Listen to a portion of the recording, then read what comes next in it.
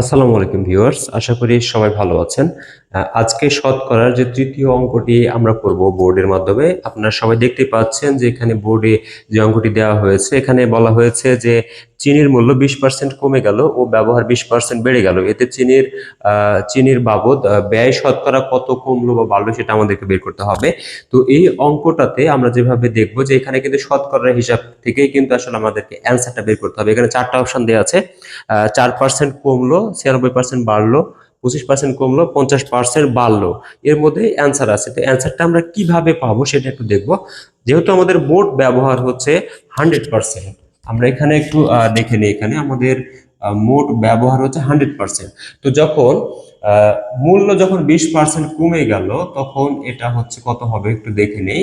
20% কমে গেলে মূল্য হয়ে গেল 80%। ঠিক আছে, এখন 80 টাকা হয়ে গেল। এখন যদি তারপরে দেখি যে ব্যবহার আবার 20% বেড়ে গেল, এটাও কিন্তু 100% থেকে 20% বেড়ে গেলে এটা হয়ে গেল 120%। এখন শর্টকাট টেকনিকে আমরা যেটা দেখব সেটা হচ্ছে এখানে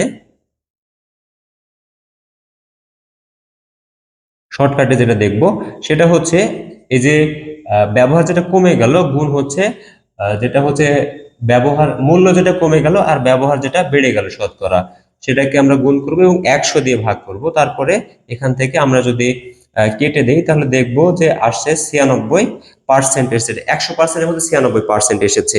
তো এখন কথা হচ্ছে যে তাহলে উত্তর কোনটা হবে। এখন এর উত্তর কিন্তু অপশনে দেওয়া আছে 96% বাড়লো, তার মানে কি অ্যান্সার এটাই? অবশ্যই না। এখন আমাদেরকে যেটা করতে হবে, আমাদের মোট ব্যবহার যেহেতু 100%, যদি আমার এটা 100%-এর বেশি হতো তাহলে ব্যয় বেড়ে যেত। ঠিক আছে, আমাদের এটা যদি 100%-এর বেশি হতো তাহলে ব্যয় বেড়ে যেত। 100 থেকে যত বাড়তো তত পার্সেন্ট ব্যয় বেড়ে যেত। যেহেতু 100 থেকে কমে গেছে তাহলে আমাদের ব্যয়টা কমে গেছে। তাহলে কি করব, 100% বিয়োগ হচ্ছে 96% সমান 100 থেকে 96 বাদ দিলে হচ্ছে 4% হয়েছে। এখন কথা হচ্ছে যে কখন বিয়োগ করব আর কখন যোগ করব। যদি এটা 100 থেকে বেড়ে যেত তাহলে হচ্ছে আমাকে এই সংখ্যা থেকে 100-কে বিয়োগ দিতে হতো।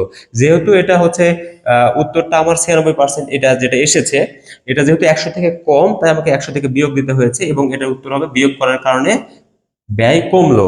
তো ঠিক এরকম প্রশ্ন দেখা যায় যে বিভিন্ন চাকরির পরীক্ষায় একটা না একটা প্রশ্ন এসেই থাকে, এই ধরনের প্রশ্ন। সো এরকম যদি সংখ্যা পরিবর্তন করে যে কোনো ধরনের প্রশ্ন আসে, আশা করি আপনারা এখন এই প্রশ্নগুলো সলভ করতে পারবেন শর্টকাট টেকনিকের মাধ্যমে খুব সহজেই। সো ধন্যবাদ সবাইকে সাথে থাকার জন্য।